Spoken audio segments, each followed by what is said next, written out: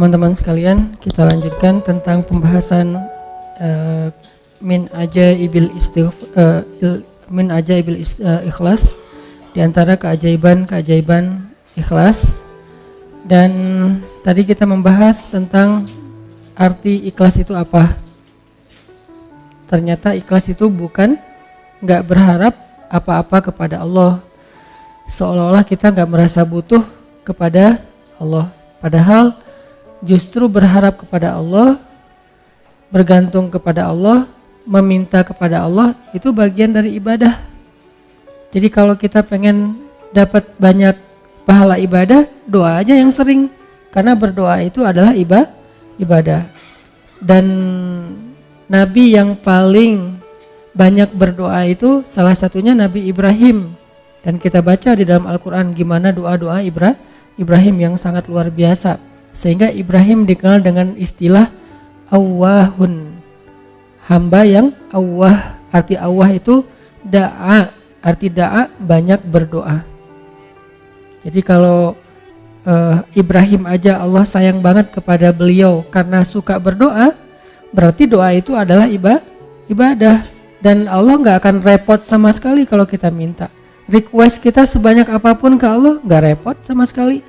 Bahkan kadang-kadang kita meminta sesuatu yang menurut logika kita udah gak mungkin, buat Allah juga bukan sesuatu yang berat. Gak akan Allah terganggu, kamu kalau minta ngira-ngira dong gitu.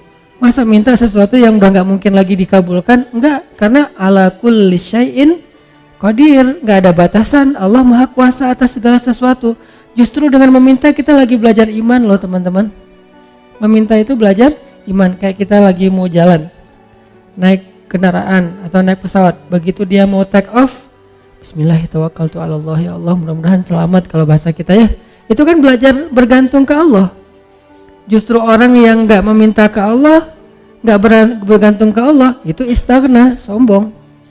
Memangnya kita yakin take off ini akan berhasil, akan sukses? Apalagi landing, itu lebih berat lagi tuh.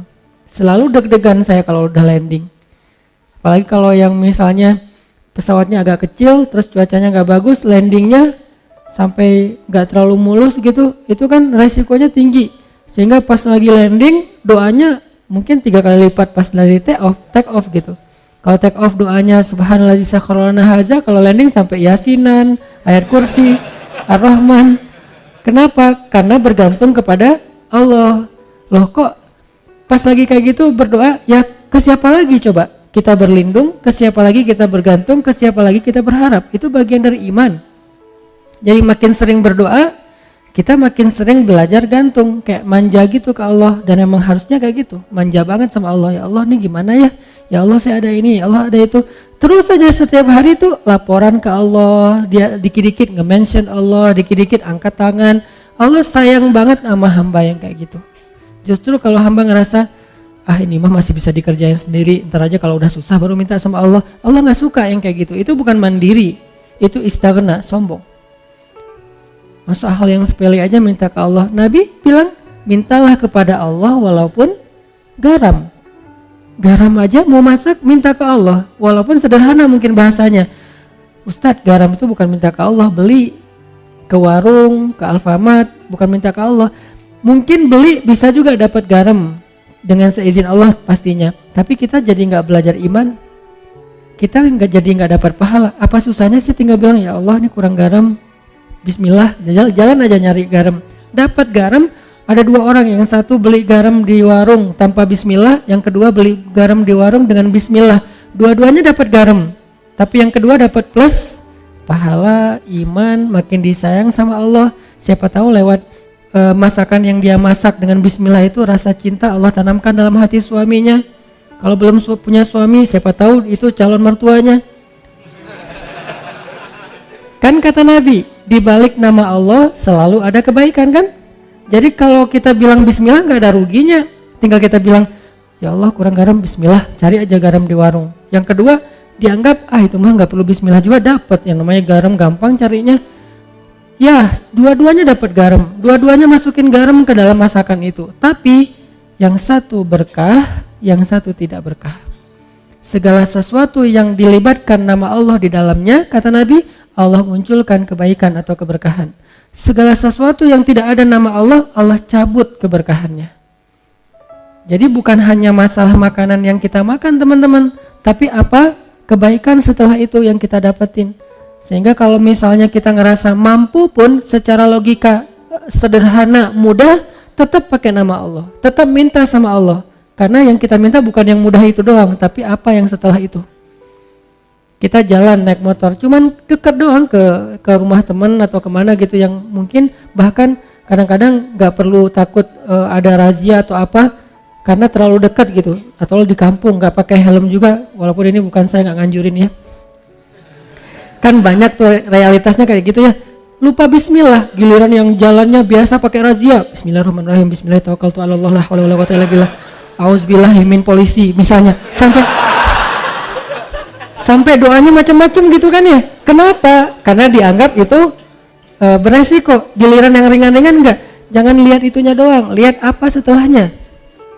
Jangan-jangan pas kita nggak baca bismillah, emang nggak ada kejadian apa-apa. Tapi kita lupa, mungkin harusnya kita dapat kebaikan loh. Tapi gara-gara nggak baca bismillah, kita nggak dapat kebaikan. Walaupun nggak dapat musibah.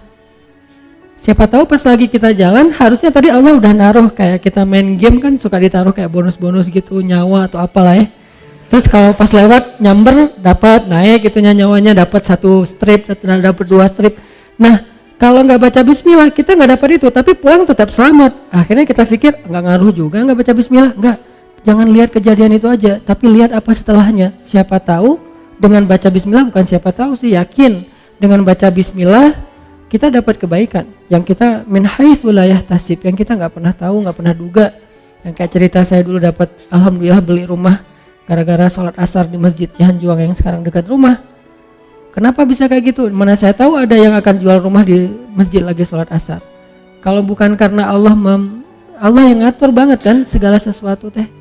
Jadi minta sama Allah, berharaplah kebaikan-kebaikan sebanyak apapun dari Allah, itu nggak ngerugiin Allah. Sampai Nabi mengatakan, seandainya semua makhluk, semua manusia dari mulai Adam sampai manusia terakhir berkumpul sekaligus, lalu mereka semuanya meminta kepada Allah kebaikan dan pertolongan, maka Allah memberikan semua permintaan mereka dikabulkan satu persatu sesuai dengan hajatnya, maka semua itu tidak mengurangi kebesaran Allah walaupun sekecil satu tetes air yang dicelupkan dengan ujung jarum ke dalam lautan, sama sekali nggak berkurang. Apa repotnya buat Allah? Ini berhala udah ngumpul semua, bukan sealatif loh. Dari Nabi Adam sampai manusia terakhir ngumpul, numplek semuanya, ya Allah, ya Allah, ya Allah, semuanya teriak minta kepada Allah dan Allah kabulkan satu-satu masing-masing dikabulkan sampai beres hajatnya. Itu nggak mengurangi kebesaran Allah walaupun seujung kuku sekalipun atau seujung jarum sekalipun. Jadi keliru kalau kita memahami seolah-olah Allah jadi repot gara-gara kita minta terus. Nggak enak minta sama Allah terus, mending kita beribadah aja, jangan banyak minta, malu. Enggak, justru Allah kalau kita minta, Allah malu nggak ngasih. Kan kata Nabi, Allah itu malu kalau hambanya mengangkat kedua tangannya dan meminta yang baik untuk tidak mengabulkan Allah, itu malu, pasti dikabulkan sama Allah. Bahkan yang mustahil menurut kita, iya, minta aja sama Allah. Enggak, namanya minta sama Allah apa susahnya sih? Tinggal bikin aja standar. Ya Allah, standar saya tingginya sekian, kulitnya warnanya ini, wajahnya nggak perlu pakai foundation yang udah kinclong, bibirnya jarak dari 1 kilo kelihatan merahnya, saking orangnya tuh kayak natural banget cantiknya kayak Aisyah. Ya Allah, saya pengen gitu banget. Agak-agak mustahil mungkin menurut kita ya, tahu diri lah ya. Ya kayaknya mustahil sih Allah, tapi kan buat Allah nggak ada yang mustahil. Buat saya itu mustahil, nggak mungkin, tapi buat Allah siapa tahu bisa, dan pasti bisa, yakin 100% bisa. Kok bisa Ustaz? Emang Ustaz dapat dong. Kalau saya bilang enggak, ntar nggak dibukain pintu. Insya Allah pasti dapat teman-teman. Kalau misalnya nggak dikasih di dunia, dikasih di akhirat yang pasti dikasih. Ustadz, kenapa nggak dikasih di dunia? Daripada kita kaget, terus daripada kita lagi akhirnya jadi fitnah, kita nggak sanggup menanggung punya pasangan secantik bidadari, banyak banget yang ngelirik dia, tiba-tiba followersnya naik, kan kita sendiri yang repot kan. Nah, akhirnya dikasih yang kita sanggup menanggung kecantikan itu, sehingga kita nggak terabaikan dari hal yang lain, nggak bikin kita sombong. Coba kalau terlalu keren malah bikin kita sombong, kalau yang terlalu biasa bikin kita bingung. Ya udah yang tengah-tengah aja, sesuai dengan kebutuhan kita. Nanti di akhirat baru dikasih sesuai dengan kita. Ya Allah, kok sekarang saya dapatnya keren gini ya Allah, kan kamu dulu mintanya gini. Siapa dia? Pasangan halal kita di dunia yang Allah make upin lagi nanti di akhirat. Make up dunia aja bisa berubah orang, yang kan banyak tuh di Instagram yang viral gitu kan. 2 foto kan ya. Ini yang asli, ini hasil make up. Atau 3, asli make up editan. Yang ketiga paling keren kan. Nah, kebayang nggak editan di dunia aja pakai apps itu bisa sekeren itu? Gimana editan akhirat? Allah yang edit. Jadi juru riasnya tuh langsung Allah yang ciptakan. Pas dibangkitkan dari kubur, bulu mata udah lentik. Kamu siapa? Kan aku. Kok udah berubah, bulu mata udah lentik, alis udah bertaut, nggak lurus gini kayak balok ya, bertaut gitu. Udah keren pokoknya. Minta aja lah, apa susahnya sih minta sama Allah? Tinggal ya Allah saya gini. Bukan hanya dalam masalah jodoh, dalam masalah rezeki. Minta aja yang banyak. Kenapa takut meminta yang baik-baik dari Allah? Ya Allah, jadikan saya orang kaya, tapi orang kaya yang dermawan. Jangan kaya kayak Qarun, tapi kaya kayak misalnya Nabi Ayub. Kayanya ya, bukan sakitnya. Diperjelas, takutnya nanti dikasih. Kamu pengen kayak Nabi Ayub, tuh sakit aja 17 tahun. Ya Allah, bagian itu saya lupa bilang. Kalau doa juga kadang-kadang harus hati-hati gitu. Ya Allah, saya pengen kaya seperti Ayub yang dermawan. Ibrahim tuh, gimana kayanya Ibrahim? Kita kan jarang tahu kalau Ibrahim itu orang kaya kan. Kaya banget loh. Ukuran kekayaan Ibrahim apa teman-teman? Setiap malam Ibrahim itu menyembelih 100 ekor onta untuk para tamu yang berziarah ke Masjidil Aqsa. 100 ekor onta. Satu onta itu 40 juta harga paling murahnya. Kali 100 berapa? 4 miliar ya. Setiap malam 4 miliar. Setiap malam. Bukan setahun sekali. Setiap malam ngeluarin duit 4 miliar untuk ngejamu para penziarah yang datang ke kota suci Al-Quds. Itu baru makanan. Dan beliau menyediakan tempat penginapan bintang 5 gratis untuk semua para turis yang datang ke Masjidil Aqsa. Jadi Masjidil Aqsa yang sekarang Al-Quds yang diklaim Israel sekarang itu, dulu tuh Ibrahim sendiri yang ngelolanya tuh. Ibrahim tuh bukan orang miskin, orang kaya, tapi diuji ninggalin istri dan anaknya di tengah padang batu dengan bekal yang seadanya. Kalau beliau nggak punya apa-apa, wajar dong. Hajar menganggap, oh Ibrahim memang nggak punya apa-apa, ninggalin kita di sini. Tapi Ibrahim tuh orang kaya raya, kok bisa ninggalin istrinya kayak gitu, nggak dikasih bekal yang cukup? Ujian buat Hajar dari Allah SWT. Sehingga akhirnya Hajar belajar iman kayak gitu-gitulah. Jadi minta aja. Kalau misalnya Allah nggak ngasih di dunia kekayaan sebanyak yang kita minta, dikasih kekayaan di akhirat. Dan kekayaan di akhirat juga kita butuh. Bahkan di akhirat kita lebih butuh lagi jadi orang kaya daripada dunia. Kenapa? Karena di akhirat kita menjadi orang yang perjalanan sendirinya itu cukup lama. Gak dibantu siapa-siapa itu cukup lama. Baru setelah periode ini lewat, baru nanti akan ada periode kita ketemu lagi dengan pasangan kita, ketemu lagi dengan keluarga kita, yang pasti gak akan ketemu lagi dengan mantan kita. Itu ada adegan kayak gitu nanti di akhirat. Masa di surga ketemu mantan kan baper ya. Kenapa sih kamu udah masuk surga masih sedih? Itu. Kok mereka berdoaan gitu-gitu amat sih, selfie-selfian aja dari tadi. Nah kamu pasangannya di mana? Ketinggalan di padang mahsyar. Kok bisa? Kebanyakan gosip. Jadi hisapnya lama gitu. Ini definisi dari ikhlas. Ikhlas itu berharap kepada Allah yang baik-baik dunia dan akhirat. Yang kedua, Nabi SAW bersabda, hadis yang paling populer, bahkan hadis ini bisa dibilang Al-Fatihahnya hadis. Al-Fatihahnya kedudukan hadis ini di dalam hadis-hadis Nabi seperti kedudukan Al-Fatihah di dalam Al-Quran. Innamal a'malu binniyat wa innama likulli imri'in ma nawa, dan seterusnya. Hadis Bukhari Muslim dari Umar.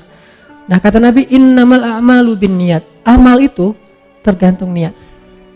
Arti amal, ucapan, penglihatan, pendengaran, perbuatan, tingkah laku, semua yang zahir kita nih, innamal a'malu binniyat. Akan Allah nilai, akan Allah anggap kebaikan atau tidak, tergantung di sini teman-teman, bukan yang di zahir. Makanya ada hadis yang menjelaskan hadis ini, kan ada hadis dijelaskan oleh hadis, ayat dijelaskan oleh ayat gitu kan, ayat dijelaskan oleh hadis, kan sesama teks ini saling menjelaskan. Hadis Nabi bilang, innallaha la yanzuru ila aswarikum wala ila amwalikum wala ila a'malikum walakin yanzuru ila qulubikum. Allah ngelihatnya bukan ke penampilan kalian dulu, Allah nggak ngelihat perbuatan kalian dulu, Allah nggak ngelihat harta kalian dulu, Allah ngelihat hati kalian dulu. Yang ngelihat hati di sini artinya apa? Hatinya baik atau enggak? Bukan, ikhlas apa enggak. Itu maksud dari Allah ngelihat hati dulu. Sehingga kalau misalnya kita mau dihargai oleh Allah, diberikan balasan kebaikan oleh Allah, ini dulu yang harus kita islah. Disebut dengan istilah tajdidun niat, perbaharui niat. Kenapa perbaharui niat? Karena niat ikhlas itu dijaga teman-teman, nggak cuma di awal. Ada orang di awal ikhlas, tapi di tengah riya. Lawan dari ikhlas itu by the way riya. Ada di awal ikhlas, di tengah ikhlas, di akhir riya. Ada di awal ikhlas, di tengah ikhlas, di akhir ikhlas, setelah beberapa tahun riya.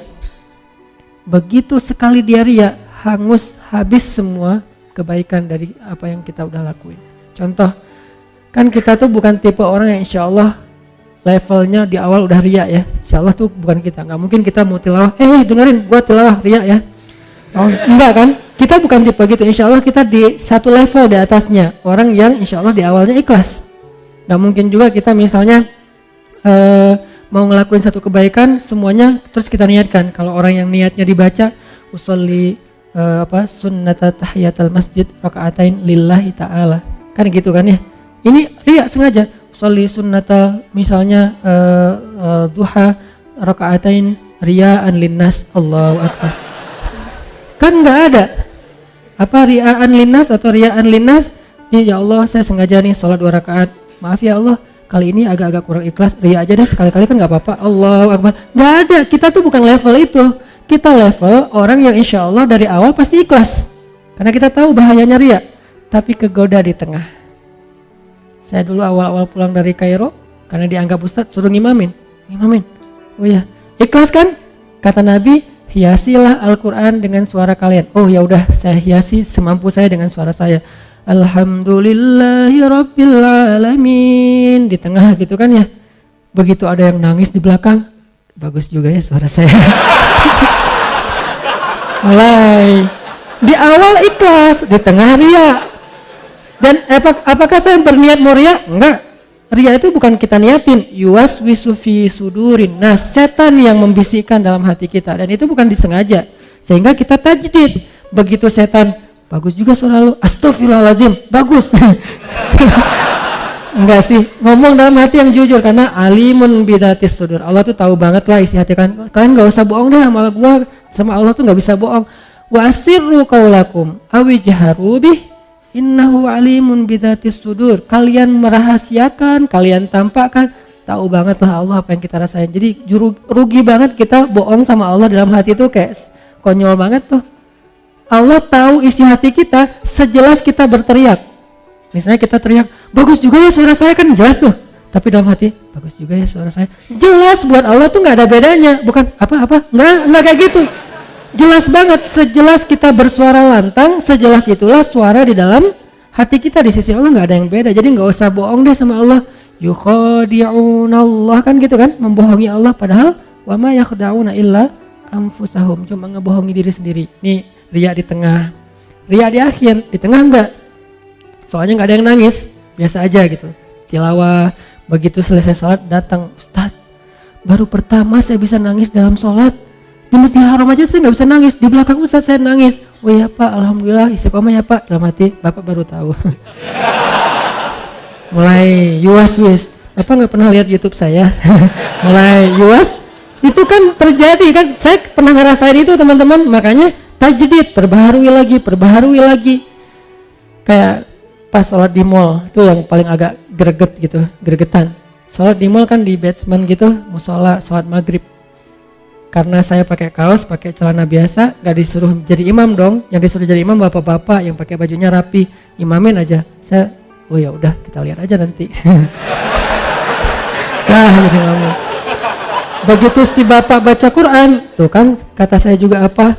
Udah deh, udah nggak usah lama-lama, Al-Ikhlas aja. Gitu. Besok-besoknya kepancing nih. Jadi kayak nggak percaya gitu kan sama orang, lihat muka-mukanya kayaknya nih orang-orang polos nih. Pas lagi mau dorong-dorong, saya kayak kedorong gitu. Siapa sih yang dorong saya gitu? Pura-pura kedorong gitu. Ini bukan saya loh yang mau ya, nggak tahu siapa sih yang dorong saya gitu. Udah, Sof, benerin Sof.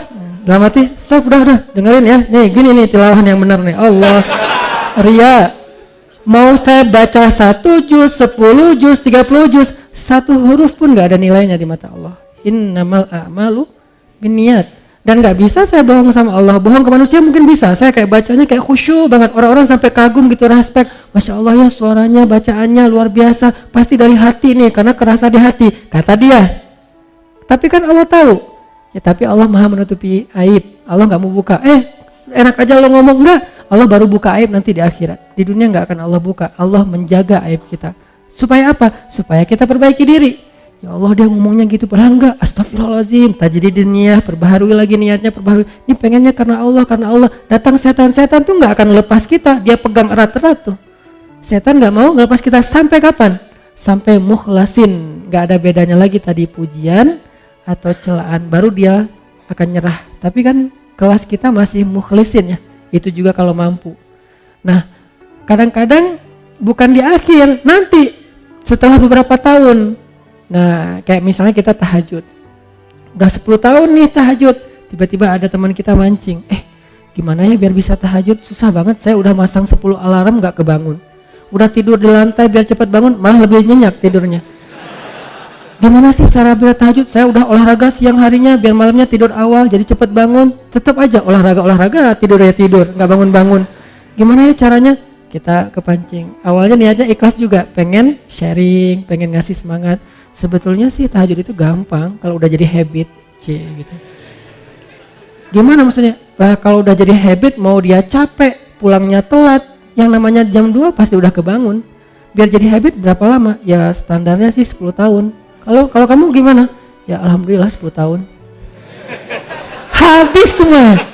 Satu malam pun gak ada nilainya, coba. Sayang banget kan? Ria itu menghanguskan semua amal kita yang kita riakan seperti api menghanguskan kayu sampai jadi debu. Gak bernilai lagi, gak bisa dipakai apa-apa. Tapi ria ini sepele banget, halus banget, gak berasa. Dia muncul tanpa kita niatkan. Gak ada niat kita pengen riak pastinya. Gak mau. Lo tanya dong ke gue tentang tahajud biar gue bisa riak. Gak mungkin kan? Gak ada kayak gitu. Dia kepancing oleh orang lain. Lebih parah lagi kadang-kadang kepancingnya justru karena celaan.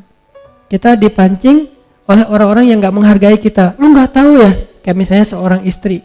Suaminya misalnya kayak ngerasa paling banyak berjasa sendiri, paling banyak berbuat, paling penting di rumah itu. Akhirnya istrinya, tahu nggak sih kerjaan saya di rumah ngapain aja? Disebutin satu persatu pengorbanannya, kebaikannya. Gara-gara kepancing oleh suami, habis semuanya. Makanya jangan kepedean dulu bahwa kalau kita udah bertaubat, berhijrah, udah rajin ke masjid, kita lebih mulia dari orang lain yang belum melakukan itu, belum tentu. Kebaikan kita yang banyak, apakah menjamin kita lebih mulia? Belum tentu. Sampai akhir hayat baru dihitung. Karena hisab itu bukan di dunia, di akhirat. Kenapa kita udah menghisab di dunia? Arti menghisab udah langsung bikin nilai bahwa saya lebih baik dari kamu, bahwa saya lebih mulia dari kamu. Ngapain kita katakan itu? Padahal kita belum wafat. Kok masih belum bisa disimpulkan, Ustaz? Bukankah nanti di akhir hayat bisa aja semuanya jadi hangus gara-gara riya? Seorang kakek ngumpulin keluarganya pas lagi sakit keras. Anaknya, cucunya, menantunya. Nah, cucu-cucu semuanya jangan tinggalin sholat ya. Ya kek, alhamdulillah kakek udah 40 tahun gak pernah tinggal sholat, habis sholatnya. Kamu kalau udah mampu segera haji, karena kalau udah tua susah haji. Kakek dulu haji itu udah susah. Untungnya kakek orangnya semangatnya tinggi, jadi walaupun susah dilakonin juga. Alhamdulillah udah 15 kali haji, habis hajinya. tilawah minimal sehari 1 juz ya tilawahnya. Alhamdulillah udah 20 tahun kakek itu gara-gara ikut program apa gitu setiap hari bisa 1 juz. Akhirnya kakek udah 20 tahun gak pernah tinggal tilawah 1 hari 1 juz, habis semuanya. Padahal bentar lagi mau meninggal, rugi kan? Begitu bangkit, ya Allah amal saya mana? Habis. Kapan habisnya? Detik-detik terakhir. Makanya jangan langsung menyimpulkan. La tuzakku anfusakum, kata Allah. Janganlah kalian menganggap diri kalian suci atau lebih mulia daripada orang lain. Tapi bersyukur atas kebaikan, hidayah, taubat, amal soleh ini, ya itu berarti kita menghargai Allah, bukan memuliakan diri sendiri.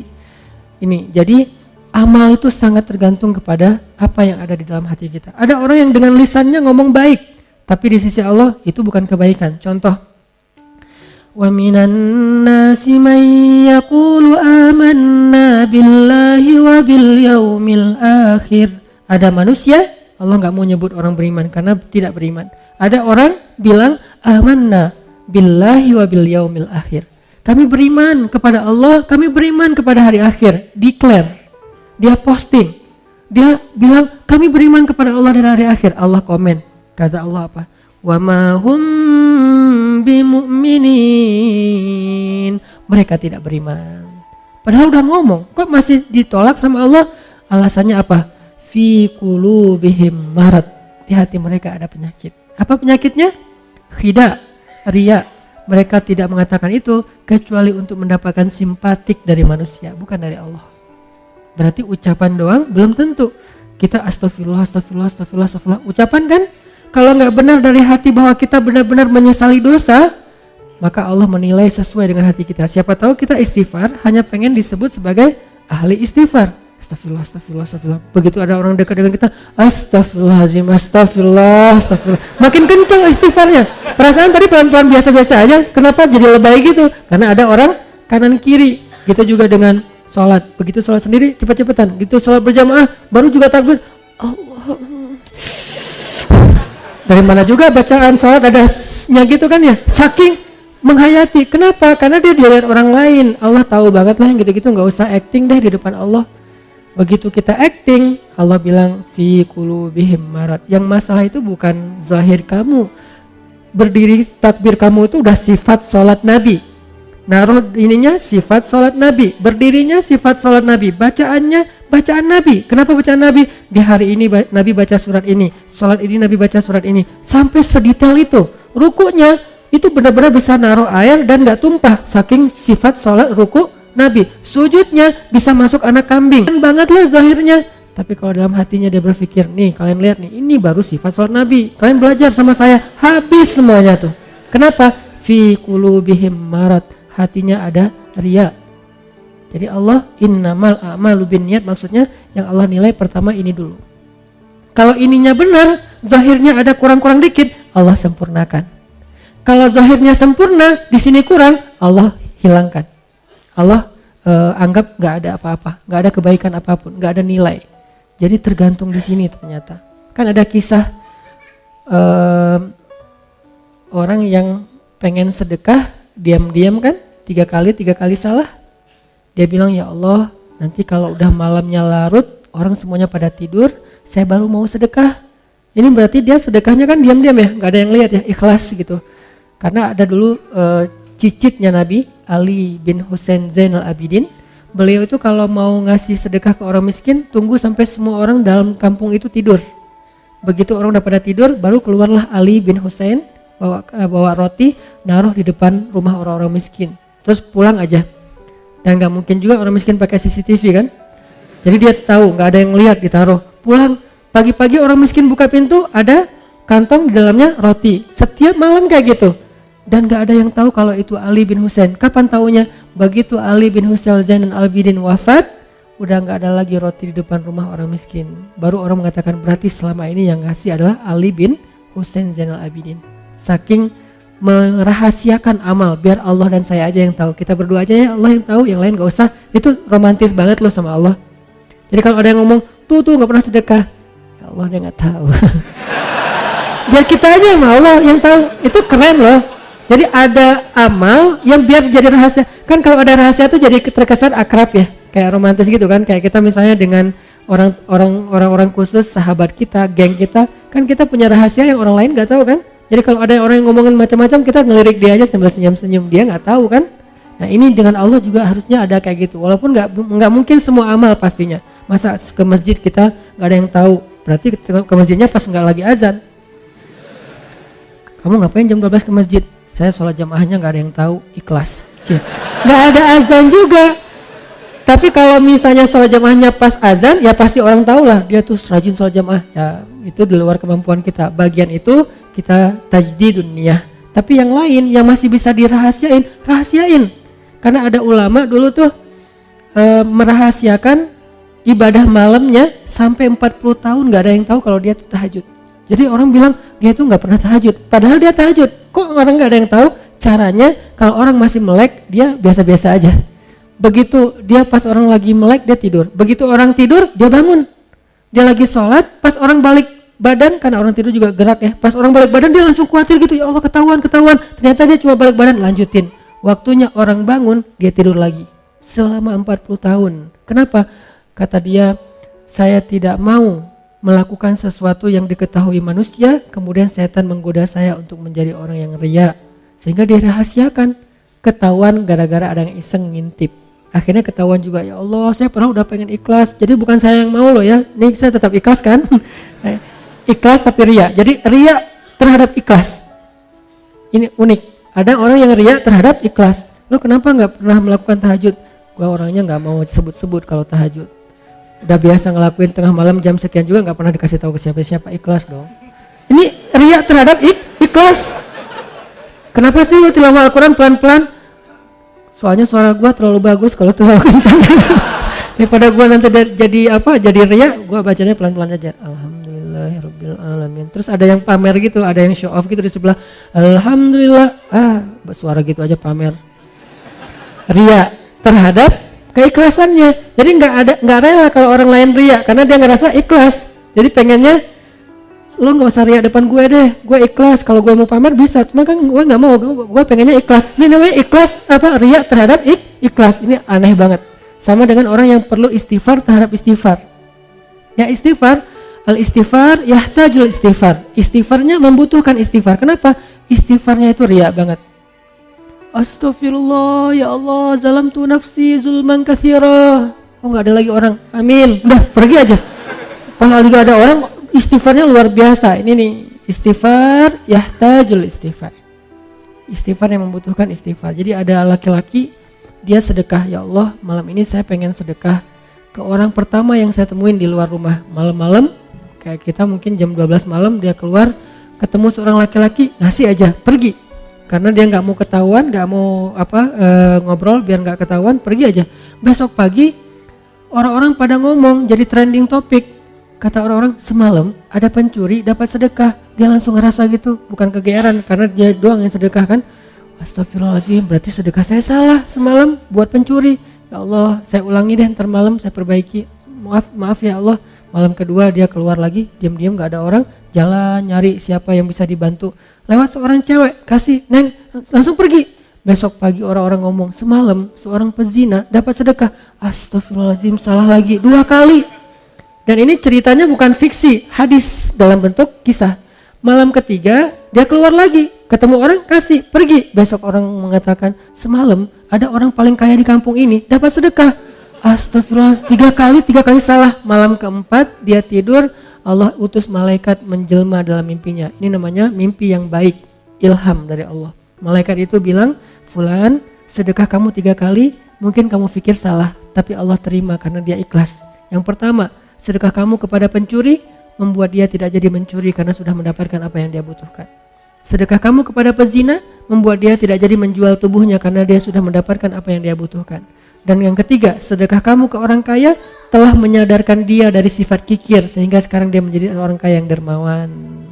Lihat, amal zahirnya nggak sempurna, tapi batinnya sempurna. Akhirnya Allah perbaiki. Ada orang amal zahirnya sempurna, batinnya rusak, Allah rusak. Siapa? Hadis tentang 3 orang yang pertama masuk neraka. Dihisab sama malaikat, ya Allah ini keren banget nih amalnya. Apa? Dia adalah seorang penghafal Quran 30 juz dengan riwayat mutawatir 10 qiraat. Keren banget nih ya Allah, mau masuk surga mana? Kata Allah, tempatnya di neraka, kata Allah. Malaikat aja sampai heran karena malaikat kan nggak tahu isi hati ya. Mereka cuma mencatat yang zahir doang, Allah yang tahu isi hati.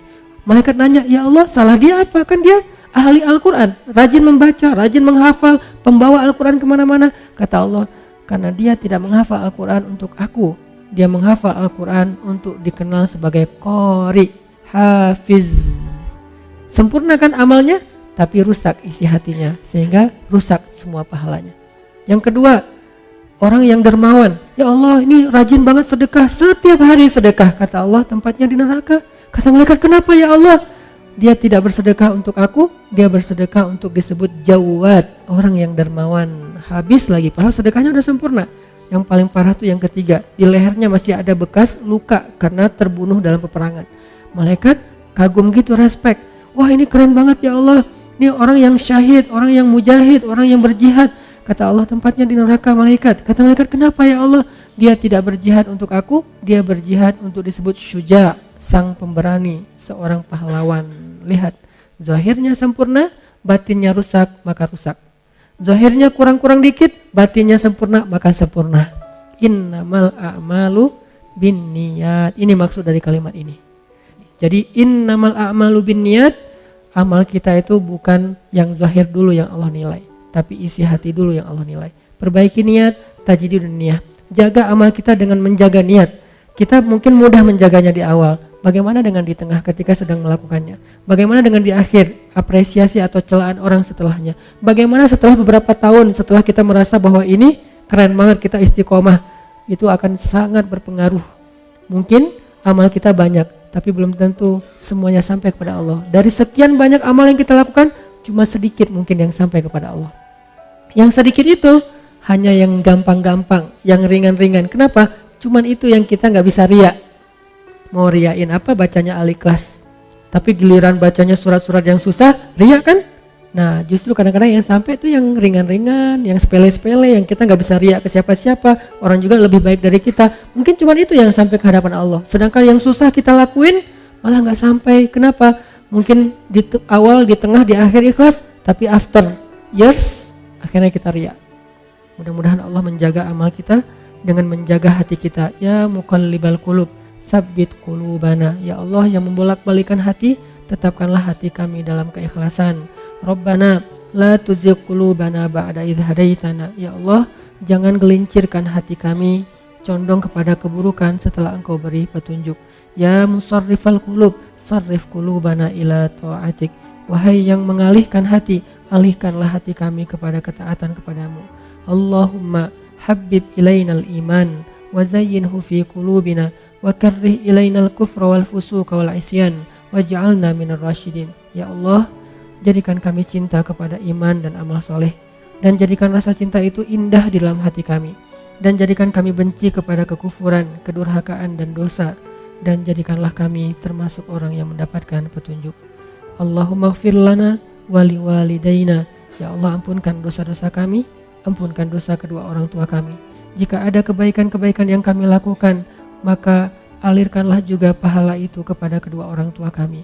Karena tidaklah kami mendapatkan satu kebaikan kecuali itu kami tahu dari orang tua kami, diajarkan oleh orang tua kami, dibesarkan oleh orang tua kami. Maka pahalailah kedua orang tua kami atas setiap kebaikan yang kami lakukan. Rabbana atina fid dunya hasanah wa fil akhirati hasanah wa qina azabannar. Subhanakallahumma wa bihamdika asyhadu an la ilaha illa anta astaghfiruka wa atubu ilaik.